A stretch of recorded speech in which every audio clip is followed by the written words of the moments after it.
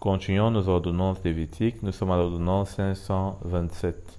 Allons dans Exode au chapitre 30. Nous sommes déjà vers la fin, donc on ne va pas tarder. 7, ça parle ici de l'autel des parfums. Aaron il fera brûler du parfum odorifiant.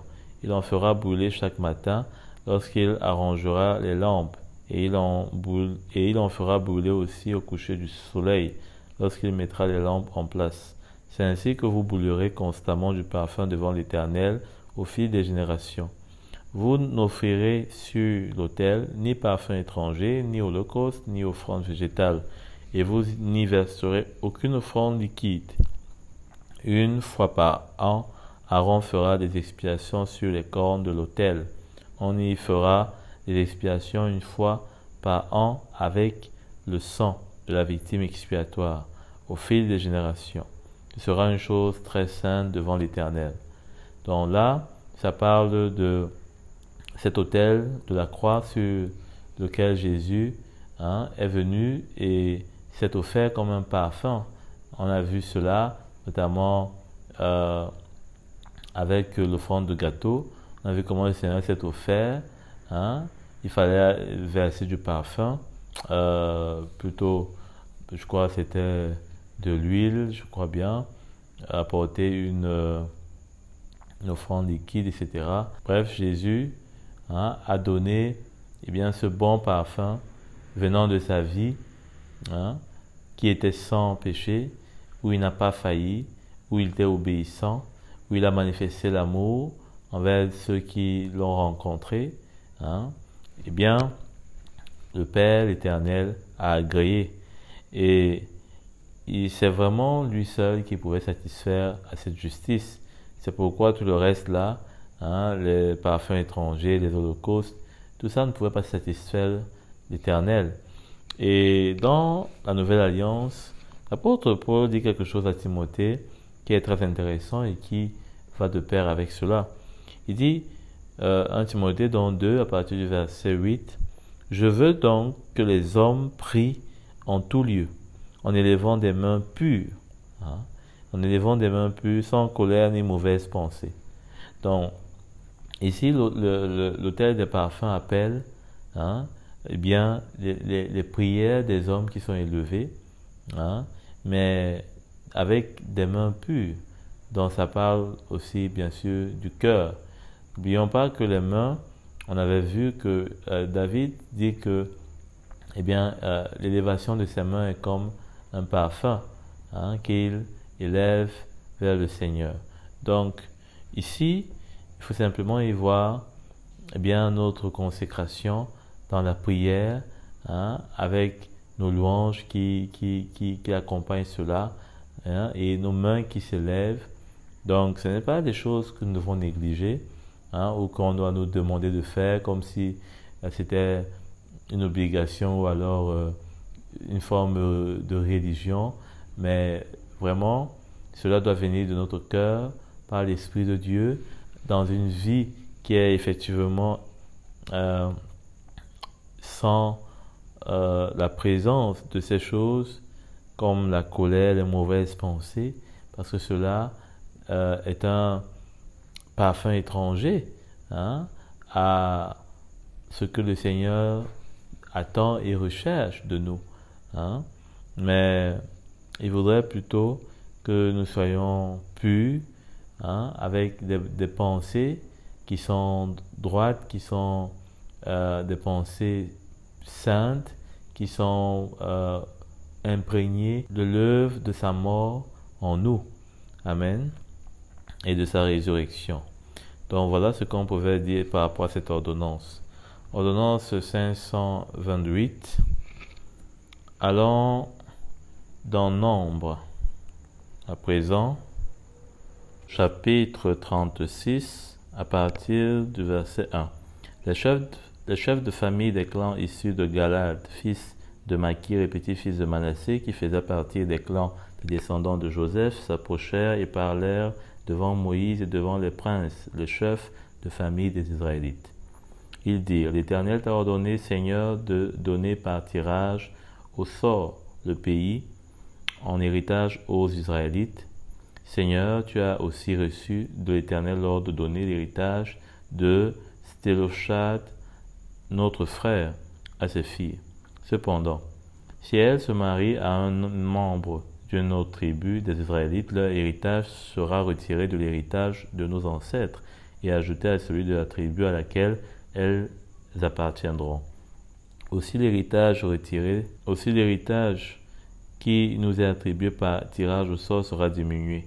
Et quand viendra le moment du jubilé pour les Israélites, leur héritage sera ajouté à celui de la tribu à laquelle elles appartiendront, et il sera retiré de celui de la tribu de nos ancêtres. Sur l'ordre de l'Éternel, Moïse transmit aux Israélites des instructions suivantes. La tribu des descendants de Joseph a raison. Voici ce que l'Éternel ordonne au sujet des filles de Stélophshad. Elles pourront se marier à qui elles voudront, pourvu que ce soit dans un clan de la tribu de leur père. Aucun héritage parmi les Israélites ne passera d'une tribu à une autre. Au contraire, les Israélites s'attacheront chacun à l'héritage de la tribu de ses ancêtres, et toute fille qui posséderait un héritage dans les tribus des Israélites se mariera à un membre d'un clan de la tribu de son père, afin que les Israélites possèdent chacun l'héritage de leurs ancêtres. Donc, là on a deux ordonnances. Donc, la première, c'est que, aucun héritage parmi les Israélites ne passera d'une tribu à une autre.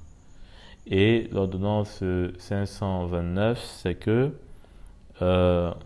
toute fille qui possède un héritage devra se marier avec un membre de la tribu de son père, afin que les Israélites possèdent chacun l'héritage de leurs ancêtres. Alors là, on doit comprendre simplement ceci. L'apôtre Paul dit à Timothée quelque chose d'intéressant, en tout cas pour ma part, qui peut être relié à ce qu'on vient de lire, dans 1 Timothée au chapitre 6, à partir du verset 5. Il dit « Les discussions violentes entre les hommes à l'intelligence corrompue, privés de la vérité, qui croient que la piété est une source de gain. Éloigne-toi de telles personnes. » Donc la piété pouvait être, pour certaines personnes, une source de gain. Mais il dit ceci plutôt. La piété est pourtant une grande source de profit quand on se contente de ce que l'on a. En effet, nous n'avons rien apporté dans le monde et il est évident que nous ne pourrions rien en emporter. Si donc nous avons de la nourriture et des vêtements, cela nous suffira. Quant à ceux qui veulent s'enrichir, ils tombent dans la tentation et dans un piège et dans une foule de désirs stupides et nuisibles qui plongent les hommes dans la ruine et provoquent leur perte. Alors, je crois que, ce que ces chefs de clan ont fait part, ces chefs de famille ont fait part à Moïse était bien normal. Certains pouvaient trouver finalement, remplis par la part d'un gain, de posséder et de multiplier leur héritage, et donc leur bien matériel, de se marier avec des filles dont le papa était mort et sûrement qu'elle n'avait pas peut-être de mari. Elle se retrouvait donc seule et cela devenait bien difficile pour elle. Et finalement, elle devenait des proies idéales pour ceux qui pouvaient tenter d'augmenter leur bien, ceux qui ne se contentaient pas de leur héritage. Donc cela pouvait créer vraiment un désordre et le Seigneur a vu cela et il a tranché. Donc c'est pourquoi il est dit que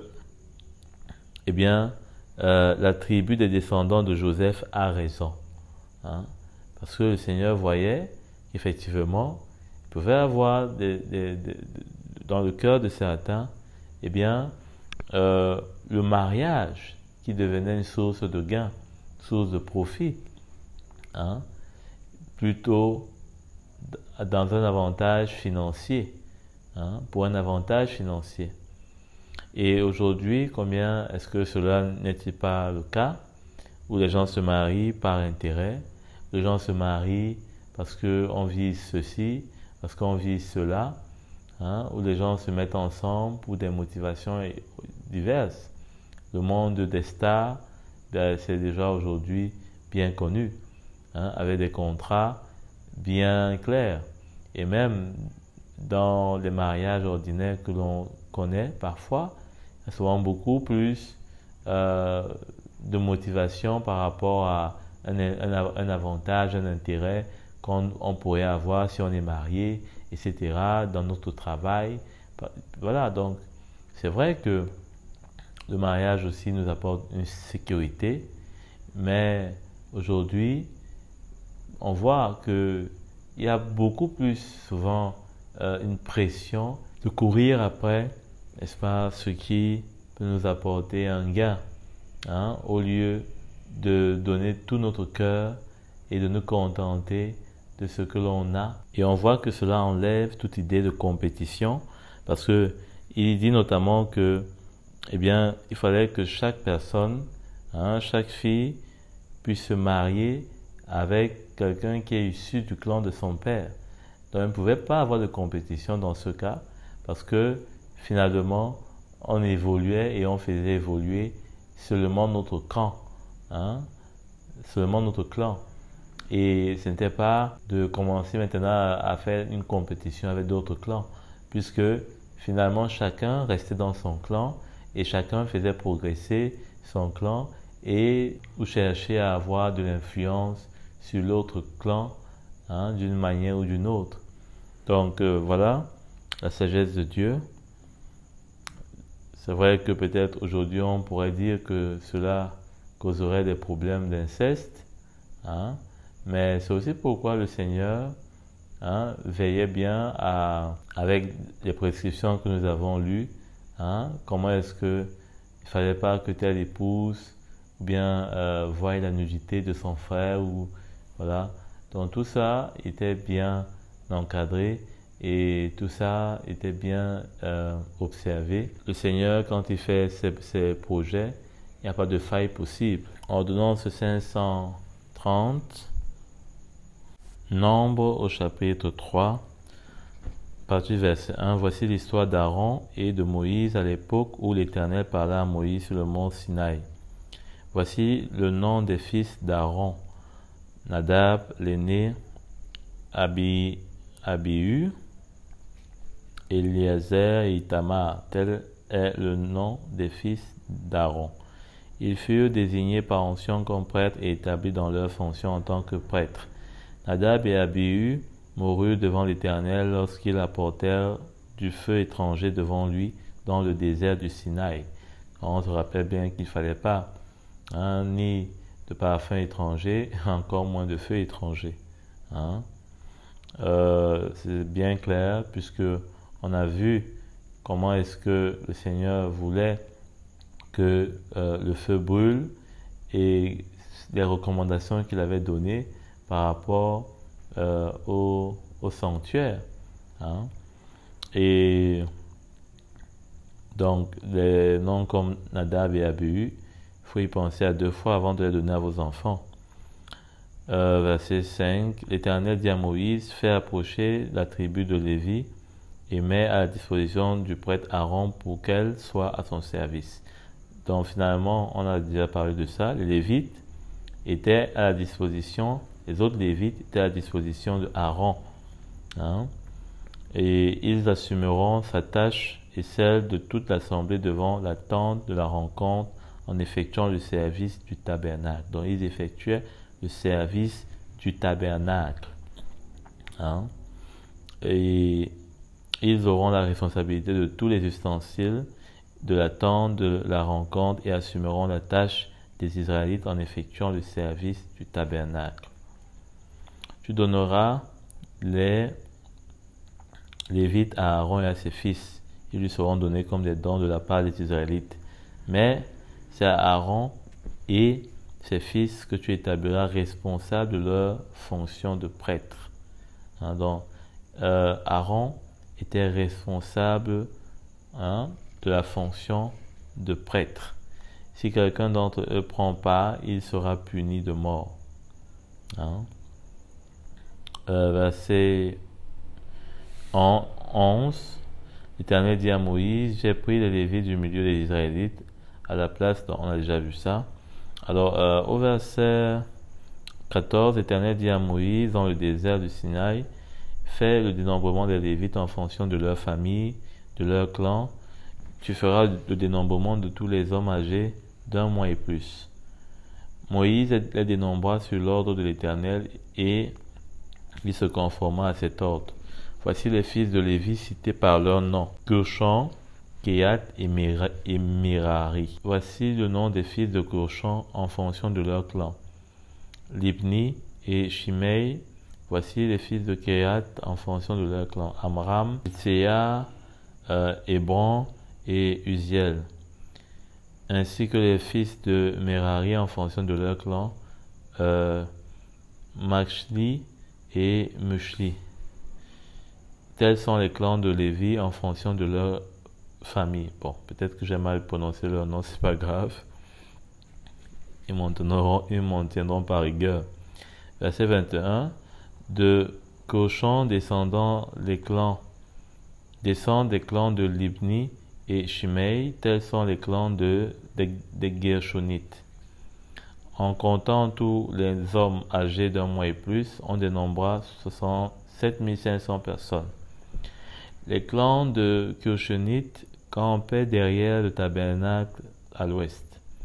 Les chefs de famille de Gershonites étaient Eliasaph, fils de Laï.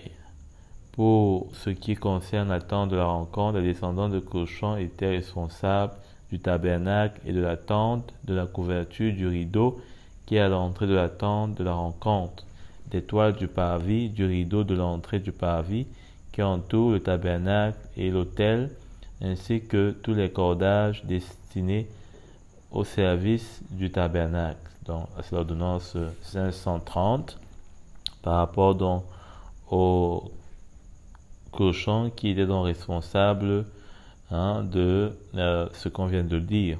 Verset 27, de Kehath descendent les clans des Amramites, des Jéséarites, des Hébronites et des Uziélites. Tels sont les clans de Kehathites.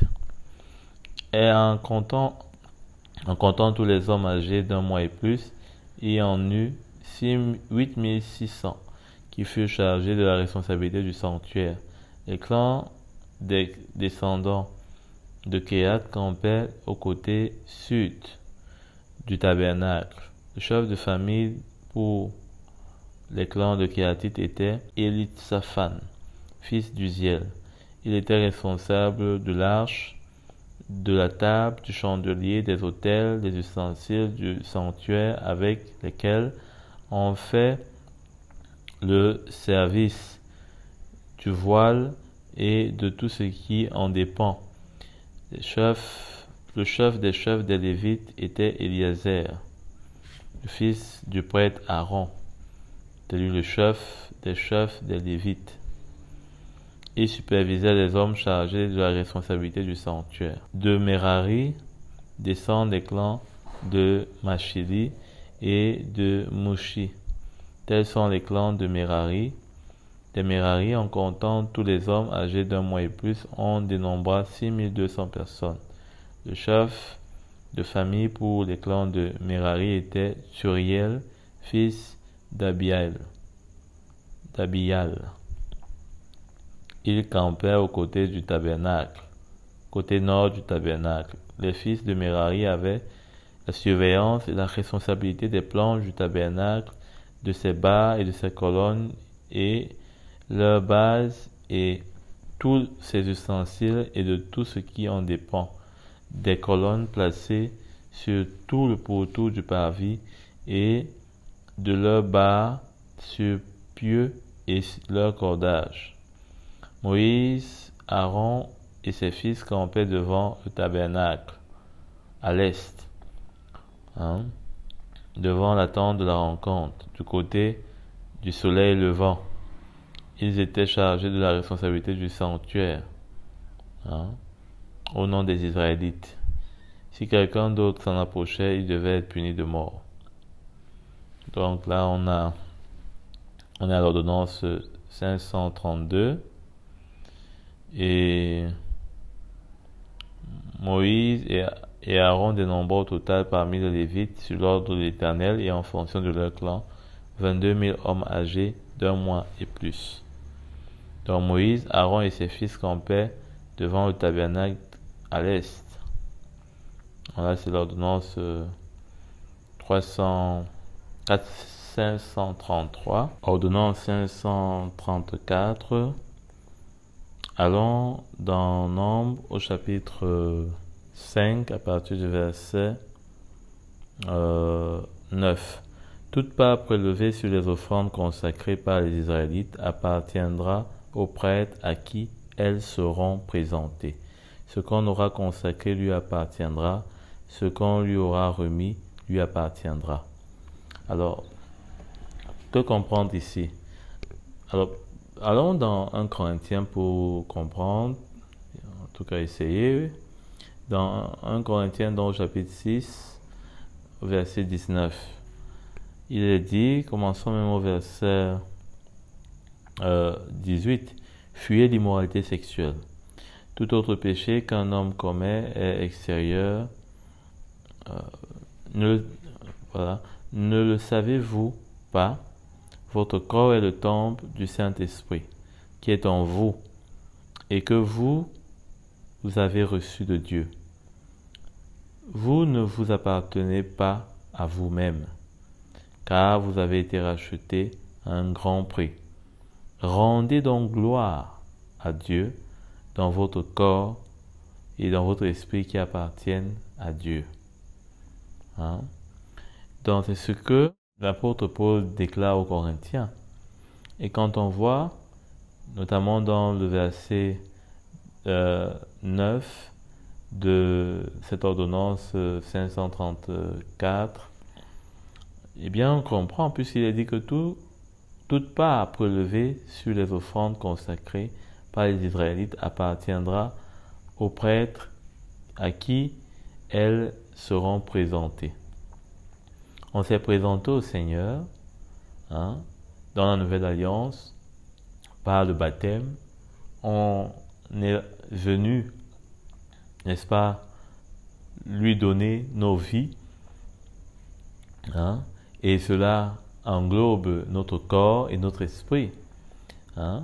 Et donc maintenant, il est question pour nous d'offrir notre corps, ce corps-là qui maintenant lui appartient, notre esprit qui lui appartient, afin de lui rendre gloire.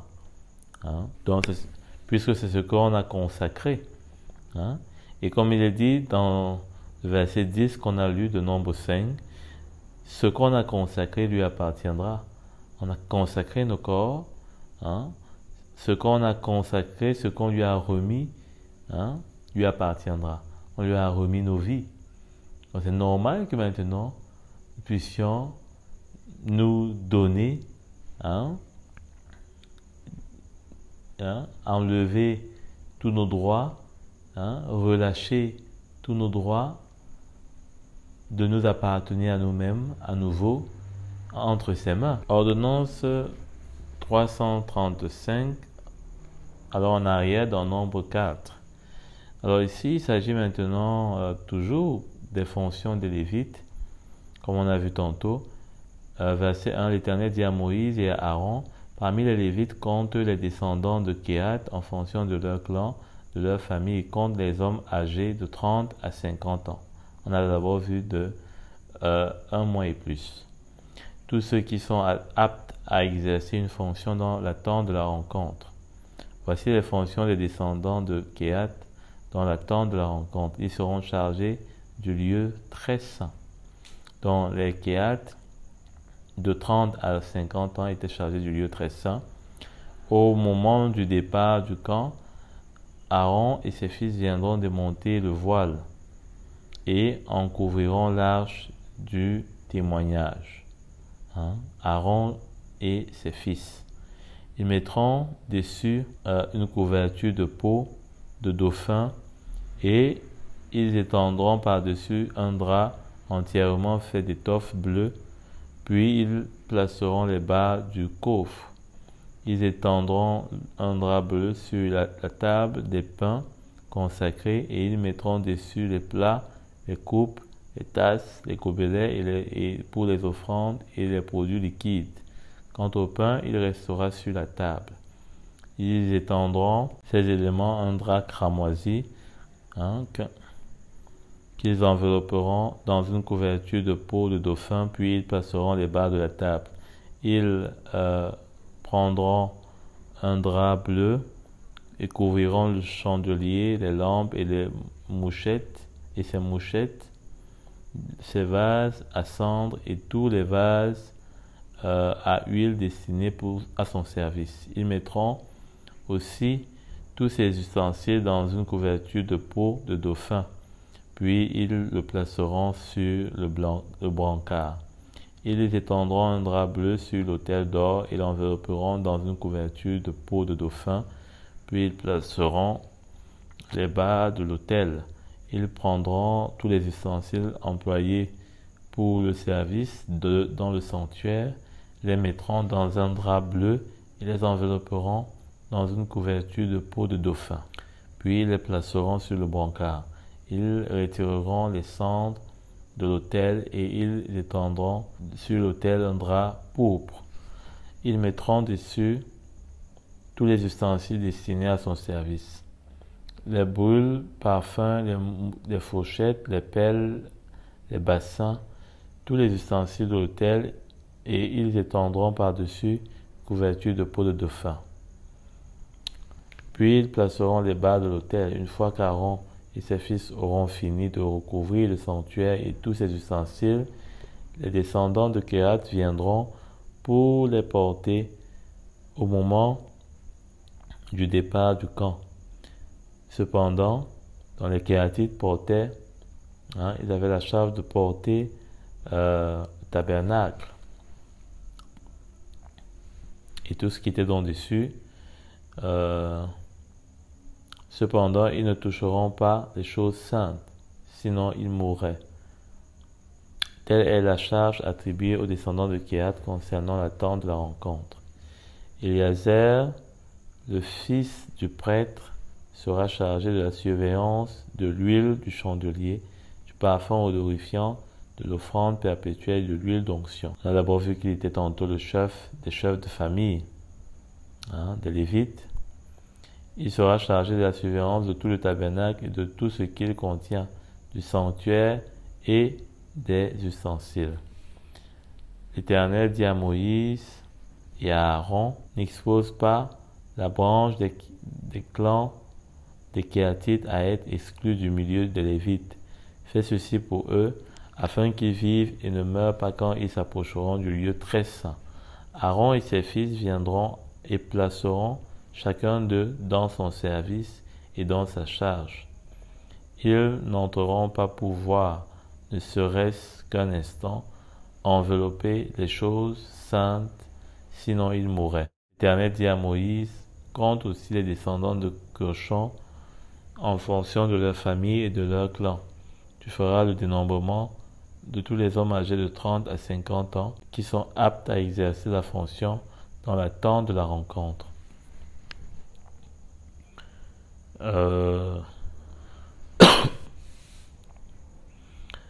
Je vous donne la joie de lire tout ça, mais tout cela va constituer bien sûr des ordonnances. Alors toutes ces fonctions-là qui sont listées ici, en plus aussi de celles qui concernent le clan des Gershonites. Il est dit au verset 25 qu'ils porteront les tapis du tabernacle ainsi que la tente de la rencontre, sa couverture et la couverture des peaux de dauphin qui se met par-dessus le rideau qui est à l'entrée de la tente de la rencontre, etc. Donc ça sera, j'ai compté 13. Donc si on ajoute ça au nombre total à la fin, je crois qu'on sera à l'ordonnance 574. Donc je tiens juste à vous faire part de cela pour qu'on ne puisse pas trop perdre de temps. Donc pour résumer, l'ordonnance 535, c'est que les Kehat âgés donc de 30 à 50 ans étaient chargés du lieu très saint. Maintenant, l'ordonnance 536, eh bien, c'est concernant Aaron et ses fils qui devaient venir et placer chacun dans son service, chacun des Kéhatites âgés de 30 à 50 ans, sans qu'ils ne puissent envelopper les choses saintes. Donc, ils venaient simplement et ils devaient porter ce qui était déjà enveloppé. Et c'est Aaron et ses fils qui savaient exactement où les placer et que porter. Alors, ça montre que nous sommes appelés tous dans le service du Seigneur, mais chacun ne peut pas faire ce qu'il veut comme il veut. Les ministères sont là pour mettre de l'ordre aussi, et que chacun puisse être exactement à sa place, que chacun puisse servir le Seigneur exactement à sa place. Parce que c'est les ministères qui ont l'autorité, en tout cas pour pouvoir ne pas laisser que le désordre puisse entrer dans l'Église n'importe comment. C'est eux qui remettent et qui savent par l'Esprit de Dieu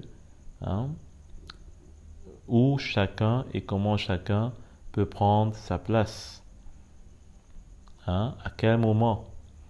Et donc il n'y a pas à faire une compétition ou alors une rivalité, mais on doit pouvoir s'humilier et accepter cette autorité. C'est pourquoi celui qui n'est pas prêt à accepter cette autorité que le Seigneur a mis dans l'Église, eh bien, il ne peut absolument pas se considérer comme quelqu'un qui peut servir dans la maison de Dieu, parce que la maison de Dieu, pour servir dans le Seigneur, dans sa maison, eh bien, ça commence par se soumettre à ceux que le Seigneur a élevés dans sa maison. On ne peut pas vouloir dire que on va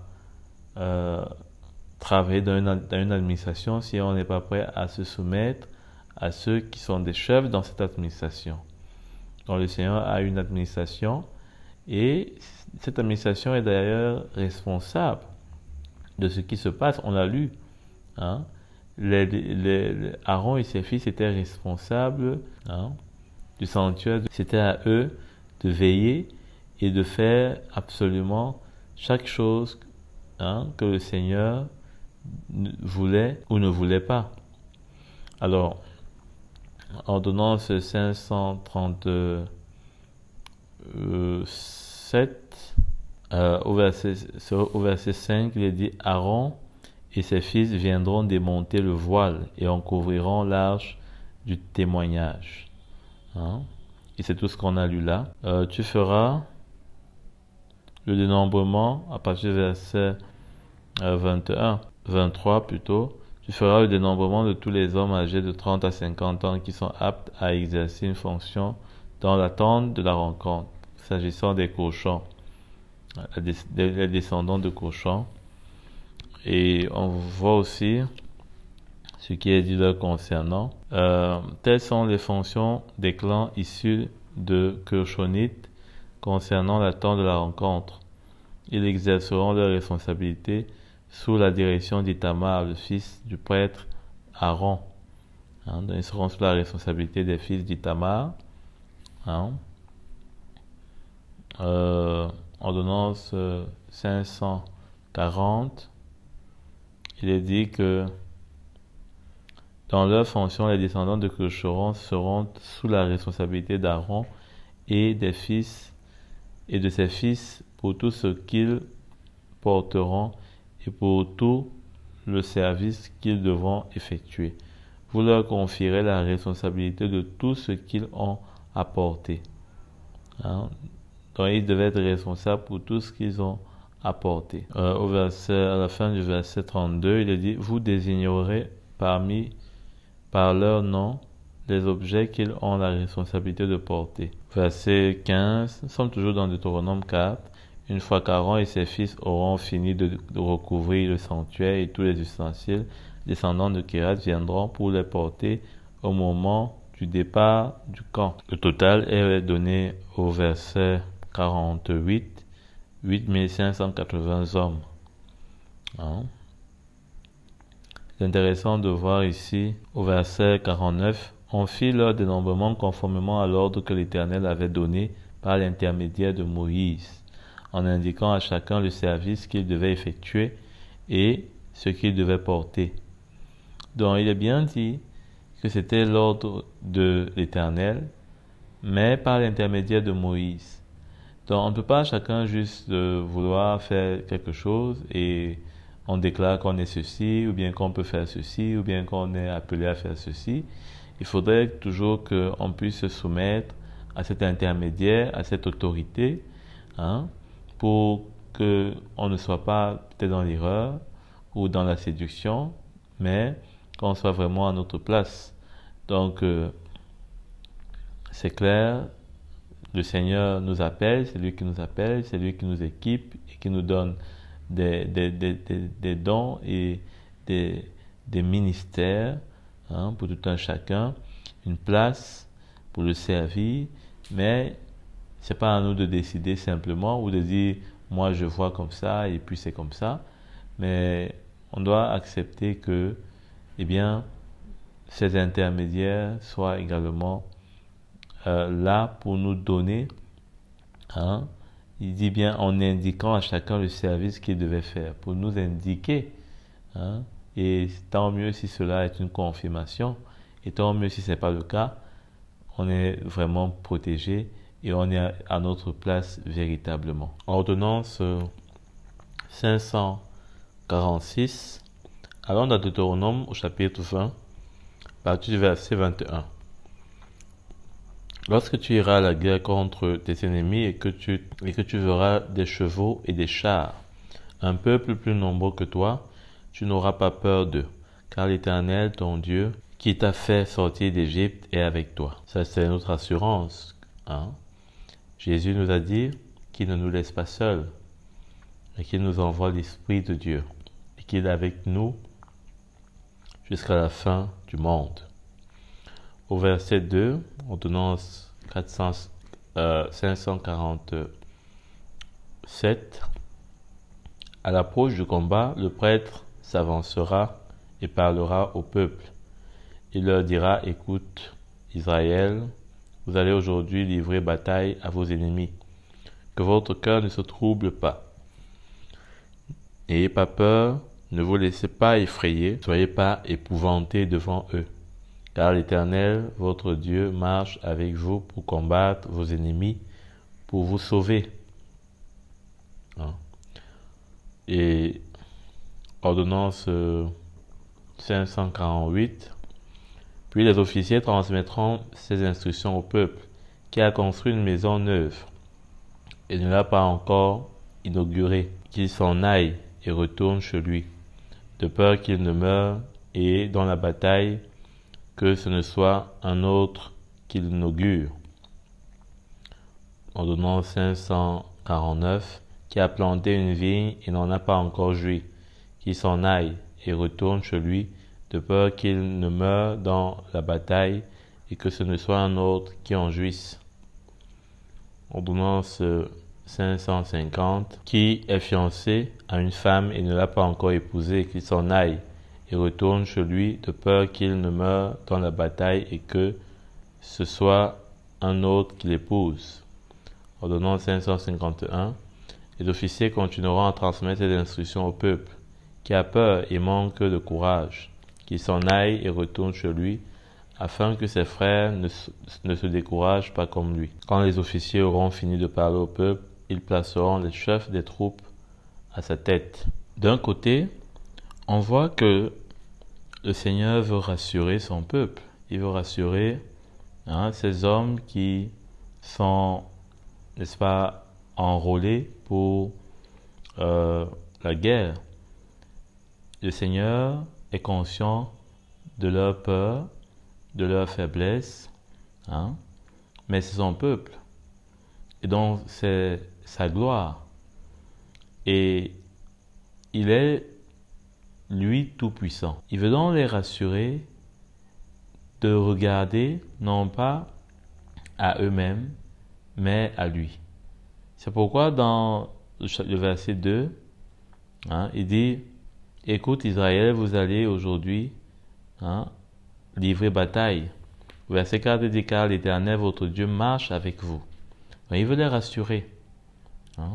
Et il veut que leurs yeux se portent sur lui. C'est pourquoi il leur dit, votre Dieu marche avec vous pour combattre vos ennemis, pour vous sauver.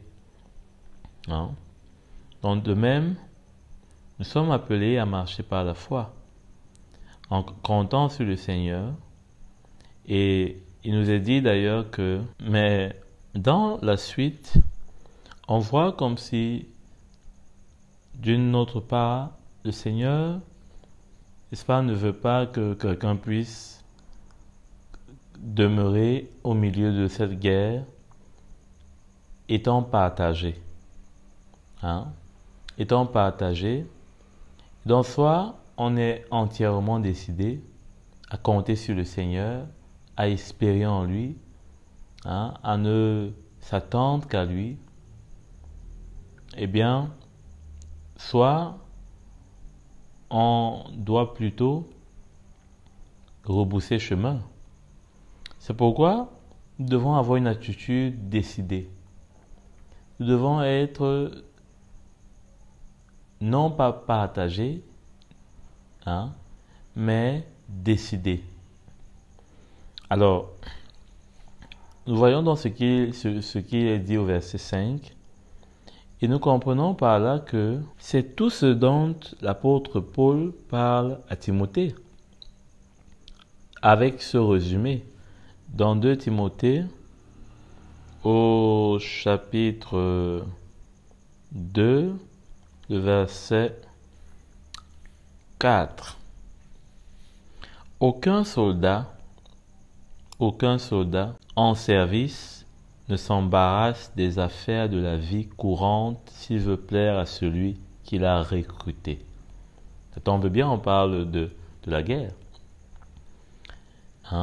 Et l'apôtre Paul dit, aucun soldat ne s'embarrasse des affaires de la vie courante. Parce que tout ce qu'on a vu là, c'était les affaires de la vie courante. Que ce soit la maison, que ce soit celui qui est fiancé, etc. Et il lui dit à partir du verset 5, l'athlète n'est pas couronné s'il n'a pas lutté en respectant les règles. Donc soit on est décidé, et là on sera couronné parce que on sera engagé, ou alors on est partagé et on doit rebrousser chemin puisque on ne sera pas engagé et à la fin on ne sera pas couronné. Parce que pour être couronné, il faut qu'on soit engagé, déterminé. Il dit au verset 10, « C'est pourquoi je supporte tout à cause de ceux qui ont été choisis, afin qu'eux aussi obtiennent le salut qui est en Jésus-Christ avec la gloire éternelle. » Avec la gloire éternelle. Donc, si on rentre dans notre texte, on va comprendre par là que toutes ces choses sont des affaires de la vie présente, et c'est pas qu'elles ne sont pas importantes, mais par rapport à la gloire éternelle qui nous sera donnée, eh bien, elles sont d'une moindre importance, elles sont secondaires. On n'a pas à faire de cela la priorité au point de s'embarrasser et de rebrousser chemin. Parce que si on rebrousse chemin, qu'est-ce qui nous attend? L'apôtre Paul a dit qu'on n'est pas de ceux qui se retirent pour se perdre. C'est possible qu'on se retire et le danger soit même là où on pense qu'il n'est pas.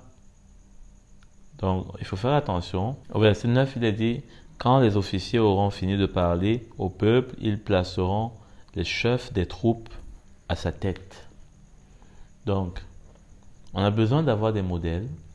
C'est les chefs des troupes, ceux qui sont des modèles, qui donnent l'exemple, qui donnent des directives. C'est pourquoi on a besoin d'avoir des modèles à imiter. L'apôtre Paul est clair. Quand il parle de comment est-ce qu'il est un suiveur de Christ, un imitateur de Christ, qui lui-même invite à être imité. Dans 1 Corinthiens au chapitre 11 à partir du verset 1, il dit « Soyez mes imitateurs comme je le suis moi-même de Christ. » Donc avec ces chefs de tête qui seront devant, eh bien on aura assurément la force, le courage de continuer, parce que eux-mêmes seront des imitateurs de Christ. Christ qui n'a pas abandonné, Christ qui ne s'est pas désisté devant cette coupe, mais qui est allé jusqu'au bout, qui a bu jusqu'à la dernière goutte de cette coupe de colère, de jugement de Dieu. 553, à partir du verset 10, toujours de Deutéronome 20. Quand tu t'approcheras d'une ville pour l'attaquer, tu lui offriras la paix. Si elle accepte la paix et t'ouvre ses portes, tu imposeras corvée et esclavage à tout le peuple qui s'y trouve. Ordonnance 554. Si elle n'accepte pas de faire la paix avec toi et qu'elle veuille te faire la guerre, alors tu l'assiégeras. Ordonnance 555. Et une fois que l'Éternel ton Dieu l'aura livré en tes mains, tu feras passer tous ces hommes au fil de l'épée. Ordonnance 556. En revanche, tu prendras pour toi les femmes, les enfants, le bétail, tout ce qui sera dans la ville, tout son butin, et tu mangeras le butin de tes ennemis que l'Éternel ton Dieu t'aura livré. Ordonnance 557.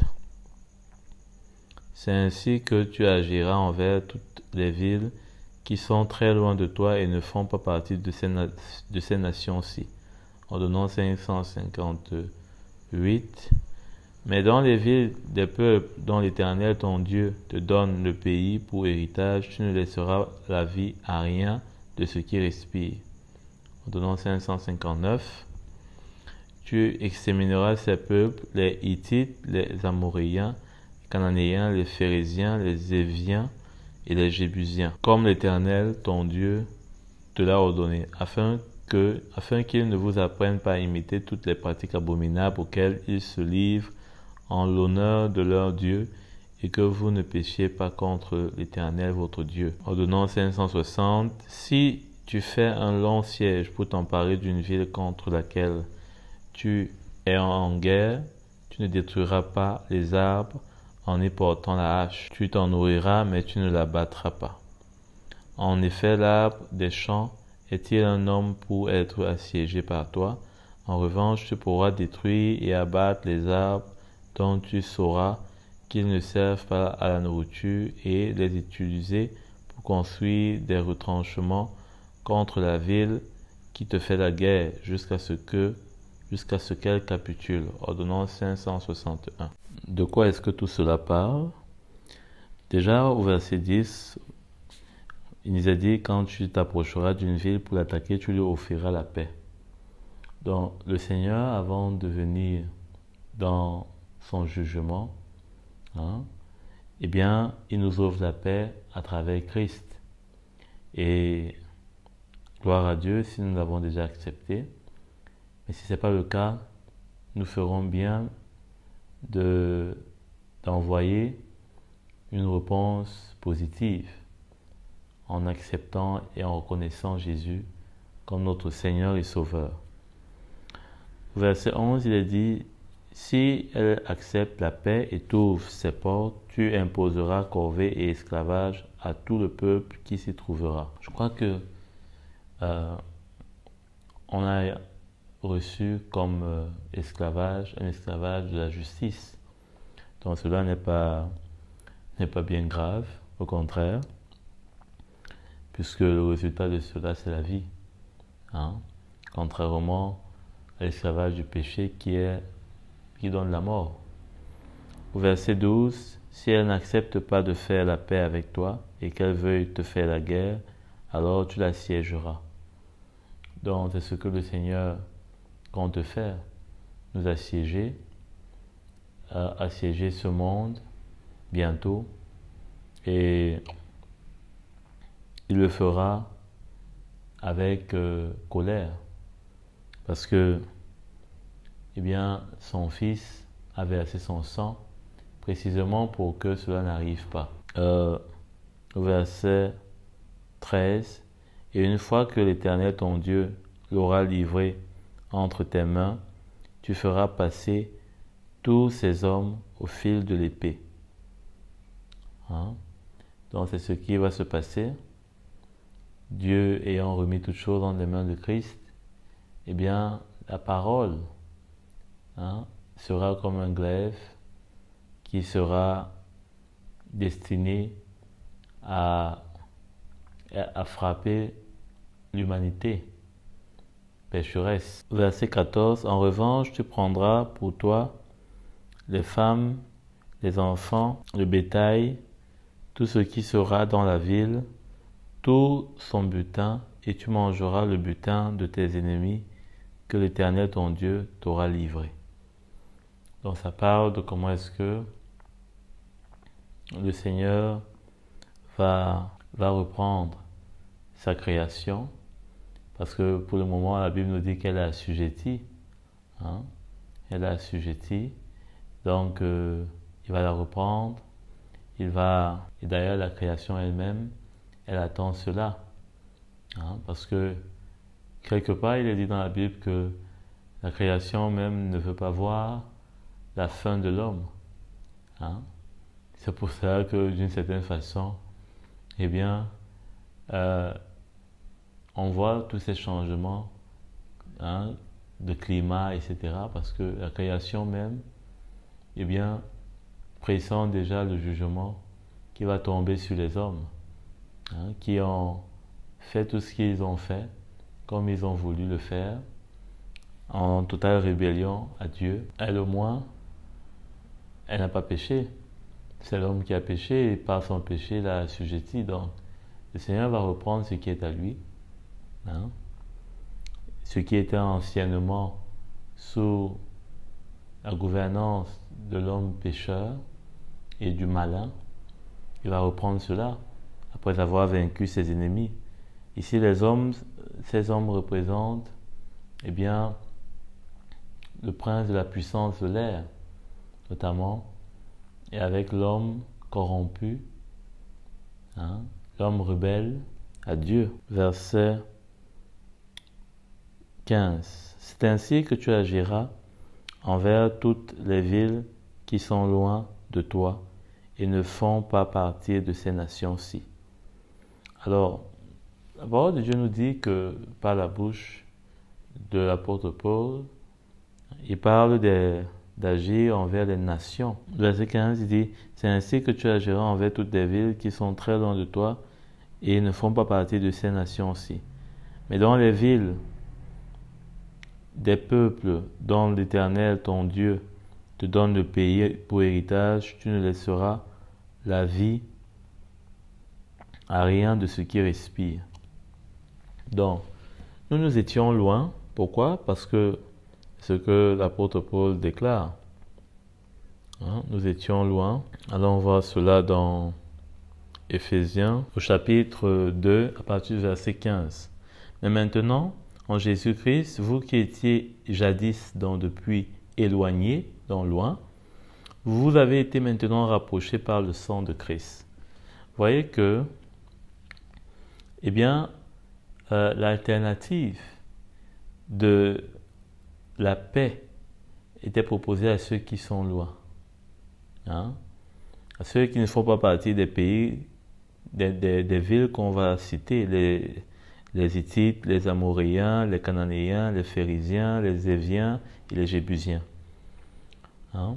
Donc nous, on était très loin et c'est pourquoi la paix nous a été proposée. Et donc il dit, on a maintenant été rapprochés par le sang de Christ.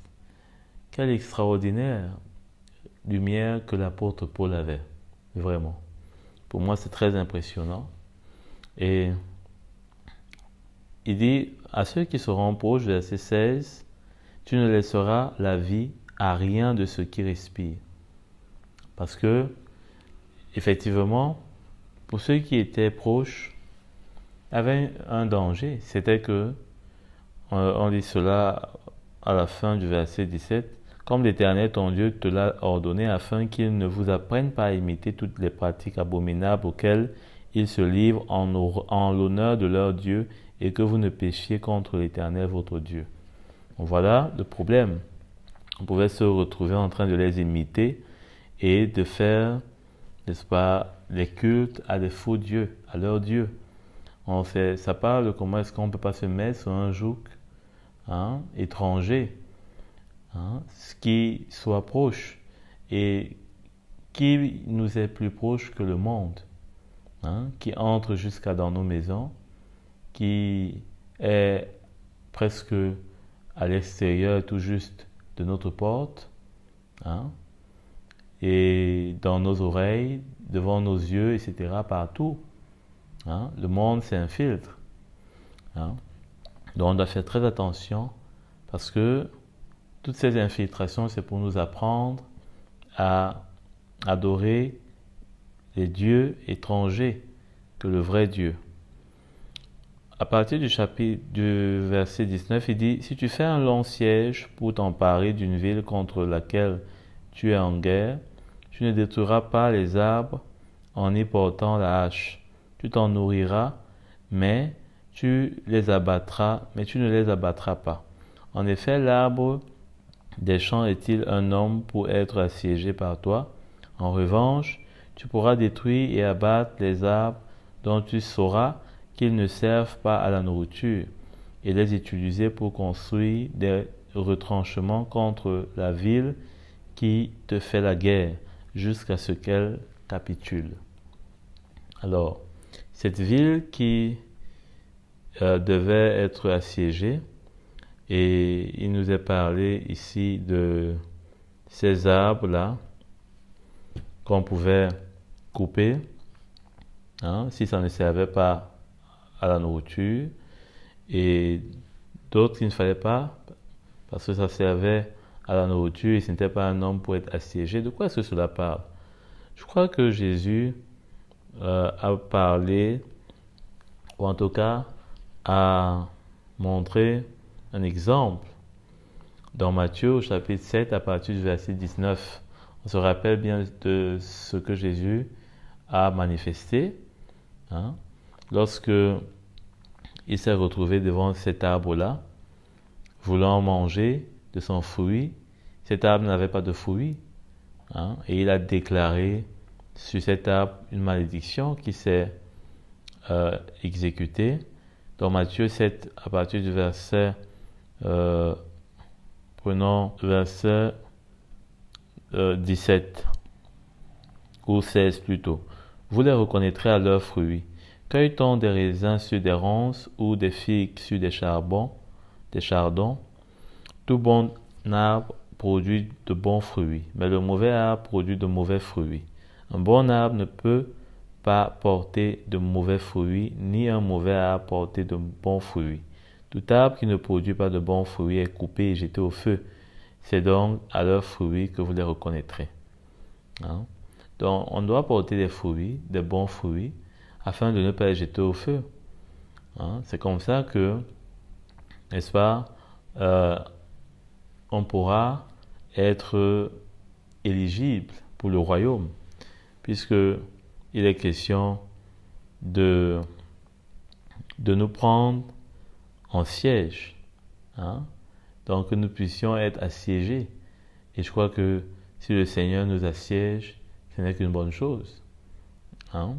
C'est-à-dire qu'il nous fait entrer dans son royaume, là où il domine, il règne, hein? Bien sûr que le Seigneur règne sur toutes choses, il a reçu pouvoir sur toutes choses, mais cela va s'accomplir parfaitement quand il enlèvera l'Église et que il fera une nouvelle terre et de nouveaux cieux. Et là, rien, la mort ou le péché, rien ne sera visible, hein, ne sera plus visible. Il n'y aura que la gloire, il n'y aura que la lumière, il n'y aura que la justice qui régneront. Amen. Donc, voilà un peu de ce que on pouvait dire par rapport à ce texte.